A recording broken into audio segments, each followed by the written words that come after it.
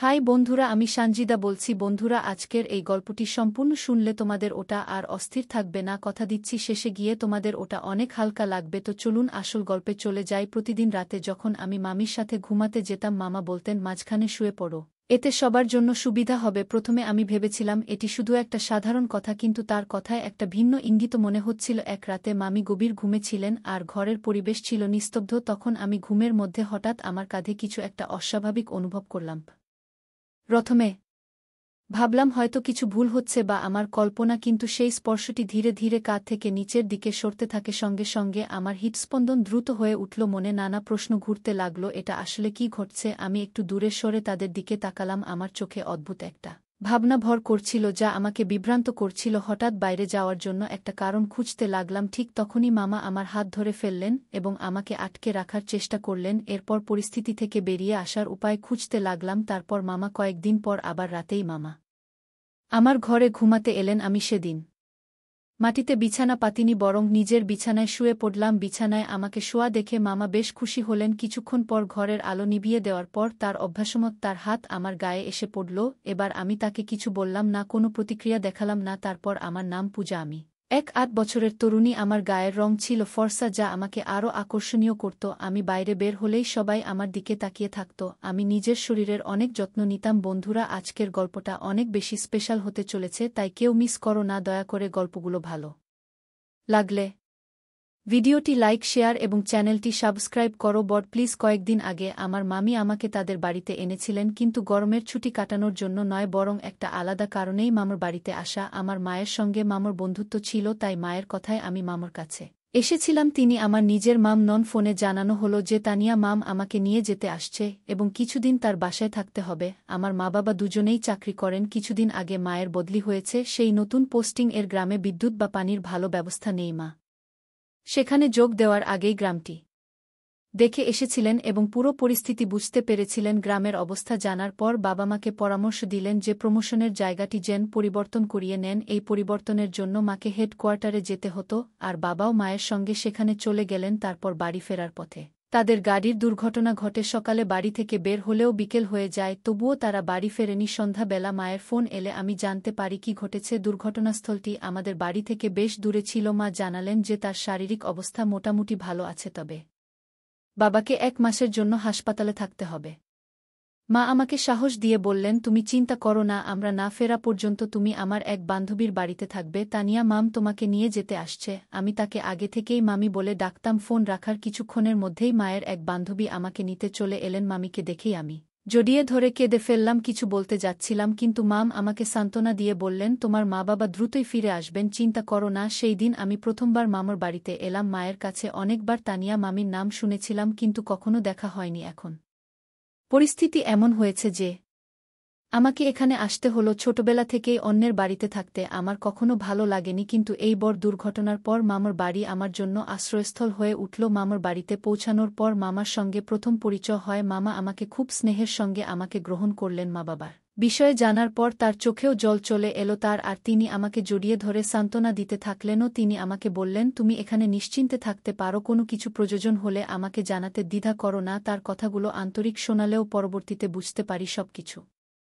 হয়তো আসলে তেমন ছিল না। সেই সময় আমার বয়স ছিল 8 বছর। কিছুদিন আগেই 1-2তম শ্রেণীর পরীক্ষা শেষ করেছি এবং ছুটি কাটাচ্ছিলাম। ঠিক তখনই এই বড় দুর্ঘটনা ঘটে গেল। মা বাবা নিরাপদে আছেন শুনে কিছুটা স্বস্তি পেলেও মুখে হাসি আর ছিল না। পরের দিন সকালে টিভির সামনে বসে থাকলেও কি চলছিল তা দেখার কোনো মনোযোগ ছিল না। শুধু মা বাবার কথা মনে পড়ছিল আর চোখ দিয়ে অশ্রু গড়িয়ে পড়ছিল। ঠিক তখনই মাম এসে বসলেন। তিনি আমার চোখের জল মুছে বললেন, এভাবে কেঁদো না, তোমার মা বাবা খুব তাড়াতাড়ি ফিরে আসবেন। বেশি কাঁদলে মনে নেতিবাচক চিন্তা আসে, যা তোমার জন্য ভালো নয়। মামা বললেন, এভাবে কাঁদলে তোমার বাবার সুস্থ হতে সময় লাগবে আর তার সঙ্গে তোমার দেখা হতেও দেরি হতে পারে। মাম আমাকে ধৈর্য ধরতে বললেন এবং বুঝিয়ে বললেন যে আমি কাঁদলে বাবা মায়ের জন্য চিন্তার কারণ হতে পারে, তাই চোখের জল মুছে চুপ থাকা ছাড়া আর কোনো উপায় নেই। শান্ত হওয়ার পরও মামি খেয়াল করলেন আমি বেশ ম্লান হয়ে আছি। তিনি বললেন, তোমার মুখে হাসি ফোটানোর জন্য আমার কাছে একটা মজার পরিকল্পনা আছে। তারপর মাম আমাকে তার ঘরে নিয়ে গেলেন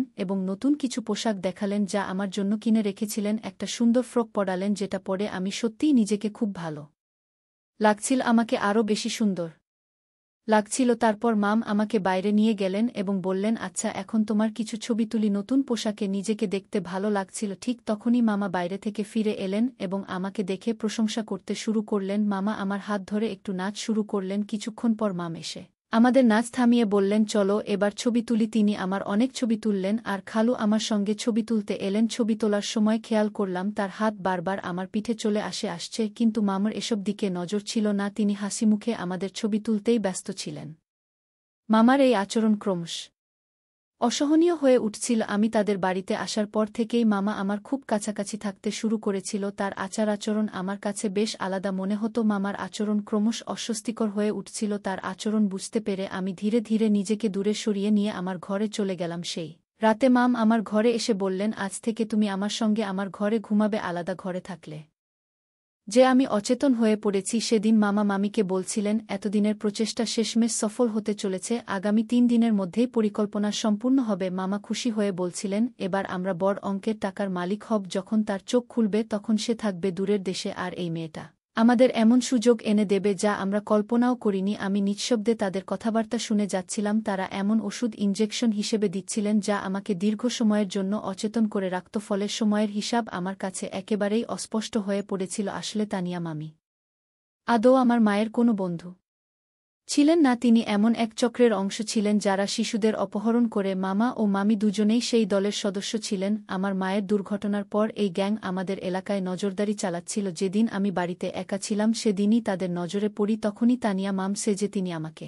নিতে আসেন। এর আগে আমি মায়ের কোনো বন্ধুকে কখনো দেখিনি। মা সবসময় বলতেন, সব আত্মীয়দের মাঝে মাঝে দেখা করো যাতে সবার চেহারা মনে থাকে, প্রয়োজনে যেন কাউকে চিনতে সমস্যা না হয়। আজ মায়ের সেই কথাগুলো মনে পড়ছিল, কারণ আমি কখনো কারো সাথে বিশেষভাবে মিশতাম না এবং তাদের সঠিকভাবে চিন্তা এ কারণেই আসল তানিয়া মামিকে আমি চিনতে পারিনি এবং সহজেই এই ভুইয়া পরিচয়ের ফাঁদে পড়ে গিয়েছিলাম। আমি বুঝতে পেরেছিলাম যে আমি এমন কিছু মানুষের মাঝে আটকে পড়েছি যাদের পরিকল্পনা ছিল ভয়ঙ্কর। কিছুক্ষণ পর তাদের কথাবার্তা শেষ হলে মামা আবার আমার পাশে এসে শুয়ে পড়েন। তার বিটবিট করা থেকে বুঝতে পারি যে তিনি আমার সাথে কোনো ক্ষতি করার অবস্থায় নেই। এটা বুঝে আমি কিছুটা স্বস্তি পাই এবং সেদিন রাতে শান্ত থেকে তার পাশে শুয়ে থাকি। পরের দিন সকালে আমার জন্য মুক্তির দিন ছিল। সকালে ঘরের দরজায় কলিং বেলের শব্দে ঘুম ভাঙে। দরজায় দেখি আমার মা-বাবা এবং পুলিশ দাঁড়িয়ে আছেন। আমি প্রযুক্তিতে বেশ দক্ষ ছিলাম আর আমার দ্রুত বুদ্ধি কাজে লাগে। আমার মায়ের ফোন নম্বর মুখস্থ ছিল, তাই রাতে এক ফাঁকে মামার ফোন হাতে পেয়ে আমি মায়ের নম্বরটি সেভ করি এবং আমার অবস্থানসহ সব তথ্য পাঠিয়ে দিই। মা এই বার্তা পেয়ে পুলিশ নিয়ে আমার খোঁজে বের হন এবং অবশেষে আমাকে খুঁজে পান। আমাকে 400 কিলোমিটার দূরে নিয়ে এসে লুকিয়ে রাখা হয়েছিল এবং তাদের পরিকল্পনা ছিল আমাকে বিদেশে বিক্রি করে প্রচুর অর্থ লাভ করার। তবে সৌভাগ্যবশত আমি সময়মতো সেই পরিস্থিতি থেকে বেরিয়ে আসতে সক্ষম হয়েছিলাম। গল্পের কেন্দ্রবিন্দুতে রয়েছে পূজা নামের একটি মেয়ে যে তার বাবা মায়ের সঙ্গে একটি বড় দুর্ঘটনার মুখোমুখি হয়। এই দুর্ঘটনার পর সে বাধ্য হয় তার তানিয়া মামির বাড়িতে থাকতে। মামির বাড়িতে গিয়ে তাকে নানা চ্যালেঞ্জের সম্মুখীন হতে হয়। এই গল্পটি আমাদের জীবনের জন্য গুরুত্বপূর্ণ কয়েকটি শিক্ষা দেয় যা সংকটময় সময়ে আমাদের সাহস ও শক্তি যোগায়। গল্পের শুরুতে পূজা জানতে পারে তার বাবা মা একটি দুর্ঘটনার শিকার হয়েছেন যা তাকে ভীষণ মর্মাহত করে। তবে সে বুঝতে পারে যে কঠিন পরিস্থিতিতেও জীবন এগিয়ে যায় এবং এটাই আমাদের শেখায় যে কোনো অবস্থাতেই সাহস হারানো উচিত নয়, বরং জীবনের বাধাগুলোকে সামনে রেখে এগিয়ে যাওয়া উচিত। কিন্তু গল্পের মাঝপথে এসে পূজা বুঝতে পারে তার মামার আচরণ অদ্ভুত হয়ে উঠেছে এবং তার মনে সন্দেহ তৈরি হয়। শুরুতে মামাকে সৎ মনে হলেও ধীরে ধীরে সে উপলব্ধি করে যে তার নিজের নিরাপত্তার জন্য তাকে সচেতন হতে হবে। এই ঘটনাটি আমাদের শেখায় অন্ধভাবে কাউকে বিশ্বাস করার আগে সতর্ক হওয়া এবং নিজের অন্তর্দৃষ্টি বা মনের সন্দেহ জাগলে সেই অনুভূতিকে গুরুত্ব দেওয়া জরুরি। পূজা নিজেকে রক্ষা করার জন্য সাহসী ভূমিকা পালন করে এবং আত্মসম্মান বজায় রাখে, যা আমাদের শেখায় যে আমাদের মান এবং নিরাপত্তা আমাদের নিজেদের হাতেই। কোনো পরিস্থিতি আত্মসম্মান ত্যাগ করা উচিত নয়। গল্পটি শেষ পর্যন্ত পূজা সংগ্রাম ও সাহসকে উদযাপন করে এবং আমাদের অনুপ্রাণিত করে জীবনের প্রতিটি বাধাকে সাহসের সঙ্গে মোকাবিলা করতে। এই গল্পে পূজা তার মামার অস্বস্তিকর আচরণের মুখোমুখি হয়ে বুঝতে পারে যে নিরাপত্তা রক্ষা কতটা গুরুত্বপূর্ণ। নিজের সুরক্ষার বিষয়ে সচেতন হওয়ার পাশাপাশি সে শিখছে রান্নার মতো নতুন কাজ যা তার আত্মবিশ্বাস ও দক্ষতা বাড়ায়। পূজার মামির সাথে তার সম্পর্ক থেকে বোঝা যায় যে জীবনে বিশ্বাস ও সম্মান ভিত্তিক সম্পর্ক গড়ে তোলা অত্যন্ত মূল্যবান।